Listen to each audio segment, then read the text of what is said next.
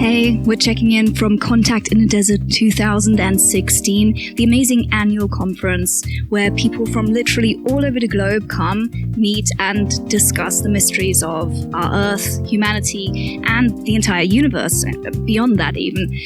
We've seen some incredible speakers, listened to some mind-blowing lectures, and we're here to share that all with you, so stay tuned. Contact in the Desert is a conference that annually takes place at the Joshua Tree Retreat Center, the largest and oldest retreat center in the western United States, at the edge of the world-famous and sacred Joshua Tree National Park. A befitting location for such a conference, its renowned serenity and sense of unrestraint not only makes it a go-to place for yoga retreats and other comparably spiritual conventions, but it also just so happens to be a hotbed for UFO sightings and other similarly mysterious activities. Was any such exciting activity spotted during our time at Contact in the Desert? Hang on tight and we'll reveal all during our review of this intriguing conference. Contact in the Desert saw its first event take place in 2013, making this the fourth annual affair. The conference attracts people from all over the globe, giving academics, researchers, authors, and experiencers an opportunity to gather and share their information, providing a platform for what they have to say and what truly needs to be shared with the world. Also, let it be known that the event is just so much more than merely a meeting of people discussing UFO sightings. Contact in the Desert describes itself as an exploration into ancient astronauts, extraterrestrial life, human origins, crop circle, UFO sightings, contact experiences, and the need to know. This year's lineup featured world-famous author Graham Hancock, prominent American historian and professional ufologist David Jacobs, and best-selling author Whitley Strieber. Other substantially noteworthy personalities in attendance included mystery writer and reporter Nick Redfern, eminent Missing 411 and Bigfoot author David Paulides, ufologist and TV personality Richard Dolan, acclaimed nuclear physicist Stanton Friedman, highly influential constitutional and public interest lawyer Daniel Sheehan, and John Greenwald, expert researcher and founder of the world-renowned underground government archive, the Black Vault. One of the speakers in attendance was Travis Walton, considered by most ufologists to be one of the best-known abduction cases to date. We've had the pleasure of interviewing Mr. Walton on several occasions in the past, and once again got the quick opportunity to catch up with him, getting his take on this year's conference. So Travis, you've been here before at Contact in the Desert. How are you liking this year? Is there any highlights for you? Well, there's a lot of highlights. I'm seeing a lot of people that I've met in previous years or at other conferences in various places, and it's got a very positive energy. I really like the feeling here, and it's generally pretty upbeat in my experience. So, I think it's also something that's very constructive, and in the big picture, it's helping the kind of goals that I'm pursuing in talking about this at all, and that's, to try to make something good come of it in educating the public and increasing awareness that this is real and quite unalarming. Evening number 1, we had the pleasure of attending the CITD Mixer, a chance for all attendees to hang out and socialize with their favorite authors and much respected researchers and academics. There, we bumped into our good old pals Ron Patton and Clyde Lewis of Ground Zero, attending all the way down from good old Oregon. We had a chance to sit down and catch up with Ron the next day, checking out what he's been up to and getting all the latest on Paranoia Magazine and Ground Zero Media. Here's our interview snippet with Ron.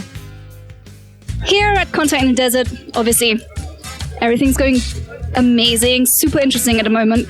Ron, how are you finding it? Well, this is my first time at Contact in the Desert, and about 6 months ago, a good friend of ours from Ground Zero, Jimmy Church, who also has a radio show on Premier Network, asked Clyde Lewis if he wanted to, come on down and maybe host a few panels and get involved, and Clyde said sure. And I've known about it for a while, and I always wanted to come, but finally have the opportunity to be here, and I'm really enjoying it. It's really hot. We're from Portland, Oregon, and So I think the temperature was around 70 when we left, and we come to like 110. So it's a little bit of an adjustment, but what really makes it for me personally is just really getting to know the people, that come to the table and, talking about their stories. Some of them are very compelling and just like pretty amazing. But I think I'm enjoying the networking the best. Later that evening saw attendees in a particularly festive mood as we celebrated George Norrie's birthday, lead host of Coast to Coast and overall alternative news legend. The party saw live music, bands, and of course plenty of dancing. Day 3, knowing that the event was winding down and we would soon be leaving, we nevertheless tried to keep up our excitement and enthusiasm for interviews and lectures. One interview that we were particularly eager not to miss out on was Stanton Friedman, world-renowned nuclear physicist and original civilian investigator of the Roswell incident. Having interviewed him on Western Rockies in the past, the opportunity to personally meet and speak to him was a true honor. Here's a taster of the chat we had with him. It's Western Rockies. We're sitting here with Stanton Friedman, the amazing nuclear physicist, professional ufologist, who's brought so much to the table. You've obviously been here before. How are you finding it this year? Any highlights for you? There are an awful lot of people here. A lot of people want to talk. What I can say is this, that I continue to find that there's enormous public interest in the subject of flying saucers, that there is not a very high level of knowledge about flying saucers and the technical data and the big studies and things like that. But acceptance, yes. And sightings are really very common. I check after most of my lectures how many people here believe they've seen what I would consider to be a flying saucer. All flying saucers are UFOs, not all UFOs are flying saucers, I'm finding people are asking interested questions. They're here to learn more. I enjoy conferences. Now, it was a little hot yesterday, I'll grant you that. But I am so pleased at how the direction things have been changing in the last few years. Of course, there was the usual abundance of chemtrails, admittedly expected out in the desert just as much as in the city. We also encountered a rather ominous military presence, becoming particularly apparent on the Saturday and presenting itself in the form of a rather excessive assembly of army personnel and an extensive convoy of military vehicles.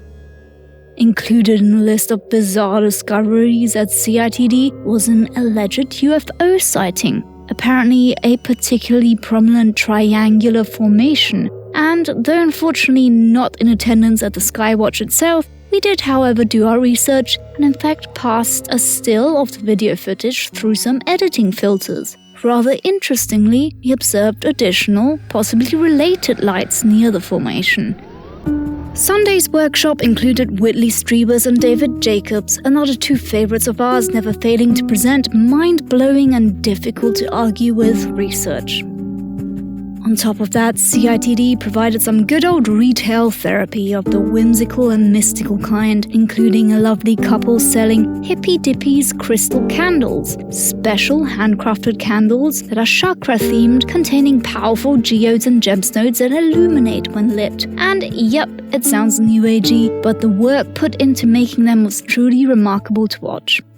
A particularly fascinating and pleasant individual that we had the enjoyment of meeting was engineer and artist Harlan Emil Gruber, a hard-working guy that devotes his time almost entirely to designing and creating what he calls transportals, interactive installations incorporating sacred geometry, colors, and sound vibrations that harmonize with the participant's energy body, taking into account the Earth's geometric grid to facilitate an evolution of consciousness. In short, he creates brilliant and one-of-a-kind meditation tools.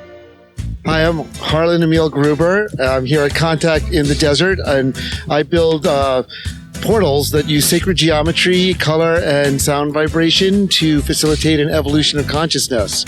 So I'm here, I brought just one of the climbing structures that embody that geometry. I'm standing in front of the diamond portal outline, and this is a geometric structure that utilizes the golden ratio and heart chakra colors, and it's a golden ratio smaller version of a full-size one that actually you could sit inside of, and that vibrates with low-frequency feedback device I invented called a quasar wave transducer.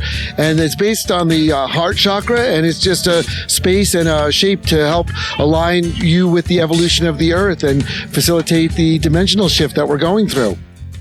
A personal highlight for us, though, must certainly have been watching the movie Contact in the actual desert. It couldn't have gotten more out than that. Other movies were also featured during the evenings at CITD, making this an all-day and all-night round fun affair. And thank you so much for listening and watching this year's Contact in the Desert review. We hope you enjoyed it. We certainly enjoyed it. It's absolutely amazing, mind-blowing, mind-opening, and completely worth attending. Thank you.